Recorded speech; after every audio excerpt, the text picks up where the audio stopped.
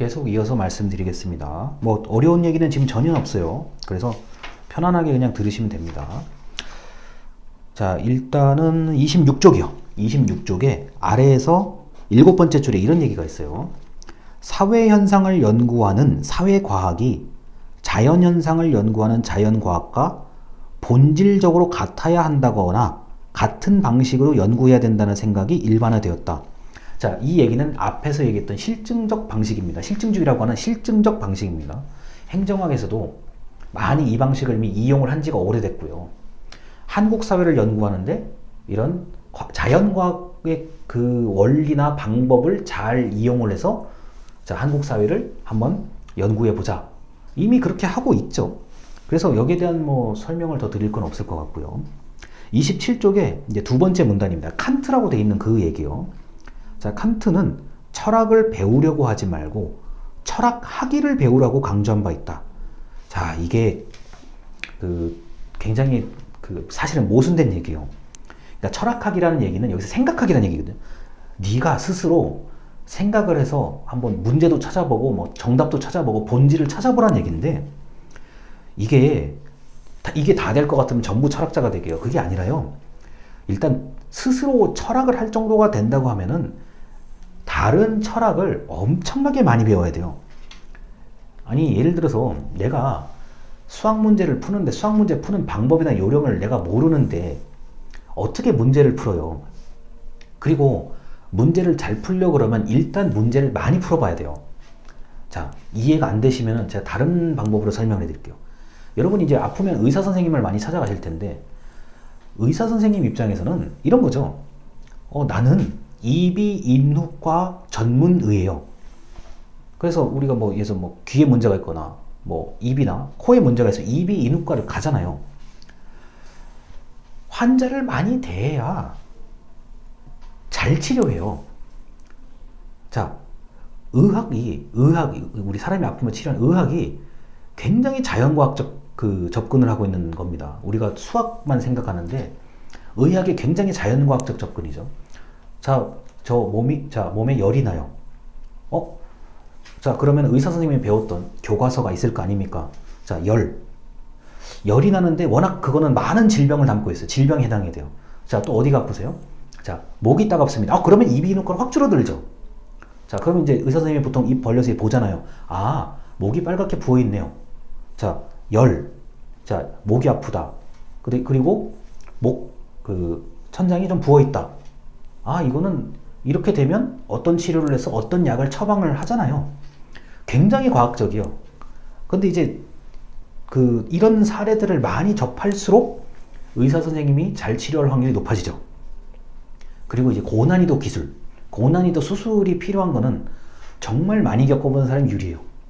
예를 들어서 내가 배가 아파. 근데 배가 아픈 거 너무 크잖아요. 배에 어디가 아프세요? 배에 제가 오른쪽 배 좀 아래쪽이 아픈데요. 그럼 이제 대강 예상할 수 있는 게 우리 흔히 말하는 이제 맹장. 언제부터 아프셨어요? 급성이냐 만성이냐? 아니, 나름대로의 분류를 딱 찾아가면서 이제 의사 선생님이 이거일 것이다잖아요.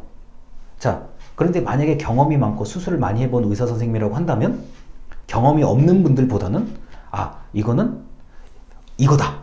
좀 더 확실히 진단을 하고 확실히 수술을 할 수가 있죠. 여러분, 이게 의학이 굉장히 과학적인 거예요. 그런데 제가 지금 말씀드리고 싶은 거는 혼자서 철학을 하려고 그러면 뭘 많이 배워야 철학을 하죠. 당연한 겁니다. 자, 27쪽의 아래에서 이제 맨 아래 문단이요. 자, 소크라테스를 통해서 보면 질문하기, 낯설게 하기, 다시 보기. 자, 이거는 평생을 이렇게 해야 되는 거예요. 만약에 정말 철학을 하고 싶은 분이라면. 왜 그렇지? 그 다음에 낯설게 하기. 만약에 이렇다면 가상의 상황을 좀 적용해 보는 거예요. 자, 다시 보기. 내가 생각할 때만이야. 그게 아니라 이렇게도 볼 수 있어. 그러니까 이게 바로 이제 질문하기, 낯설게 하기, 다시 보기입니다. 그리고 27쪽의 아래에서 두 번째 줄에 니체. 철학을 망치에 비유한다. 망치로서의 철학은 익숙한 것을 깨뜨린다라고 하는데 이게 여러분들이 니체의 철학은 이게 폭이 또 엄청 넓어요. 그래서 망치로 이제 뭐 여러 가지를 깨뜨리는 것도 중요한데 사실 망치를 이게 잡아야 되냐 안 잡아야 되냐도 이건 생각보다 중요해요. 그러니까 망치라는 도구를 가지고 하면 안 되는 것들도 많거든요. 다른 도구가 필요한 경우들도 있잖아요. 그래서 이런 거죠. 자, 이 상황에서는 여러 가지 도구가 있는데, 연장들이 있는데, 드라이버를 써야 될지, 망치를 써야 될지, 아니면은, 이게 조이는 거예요. 스패너라 그러죠. 이거를 써야 될지, 그래, 배워야 되잖아요. 자, 오늘은 드라이버에 대해서 배우겠습니다. 오늘은 망치에 대해서 배우겠습니다. 오늘은 배워야 될 거 아니에요. 근데 그게 돼야 어느 정도, 그래도, 이거를 한번, 요렇게도 해볼까? 저렇게도 해볼까? 그렇게 되는 거죠. 자, 그래서 지금 이 부분은 일단 철학을 하려고 그러면 다른 철학을 많이 배워야 됩니다. 그걸 지금 강조하고 싶어요. 자, 그리고 28쪽입니다. 작은 글씨가 나오는데요. 자, 작은 글씨인데 위에서 한 11번째 줄 이런 문장이 있어요. 철학자는 사실을 찾는 것, 기술하는 것만으로는 만족하지 못해서 사실과 경험의 관계를 확정해서 그 의미와 가치를 찾으려고 하고, 철학자는 사물을 결합해서 종합적인 해석을 한다. 자, 이거는 이제 일반 원리를 찾아간다는 얘기입니다. 그래서 뭐 대표적으로 방금 말씀드렸던 소크라테스라든가 니체라든가 이런 철학자들이 이 종합적인 해석을 하는 거죠.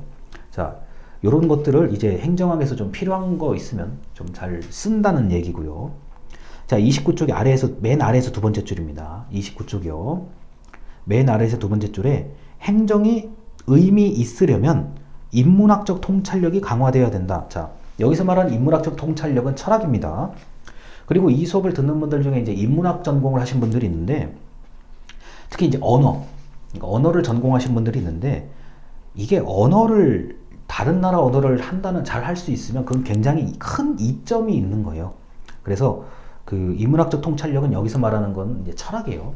철학이 있으면 행정학을 이해하기가 참 좋기는 합니다. 자, 그 다음에 이제 뒷장입니다. 30쪽에 맨 위에서 두 번째 줄이요. 행정학은 실천 철학이다 라고 하는데, 저는 이것을 행정학은 응용과학, 응용학문이라고 얘기합니다. 행정학은 써먹기 좋은 학문이에요. 그런데 문제는 이 영상을 보고 계시는 분들이 행정학을 가지고 먹고 사실 행정학으로 내가 먹고 살겠다 이런 분이라든가, 뭐 공직자, 내가 그래도 정부에서 주는 월급을 가지고 사는 사람이 아니면 행정학이 응용학문이다를 못 느끼세요.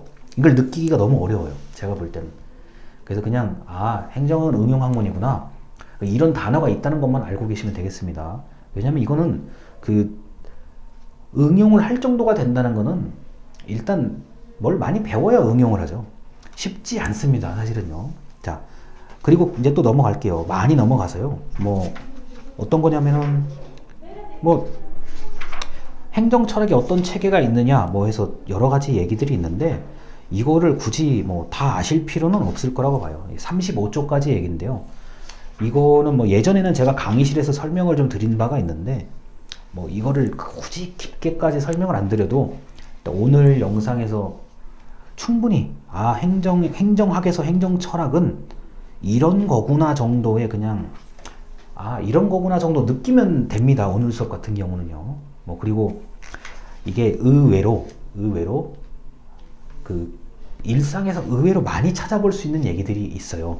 그러다 보니까 전혀 뭐 걱정 안 하시고 수업을 들으셔도 됩니다. 일단 오늘 영상은 여기까지 마치도록 하겠습니다. 감사합니다.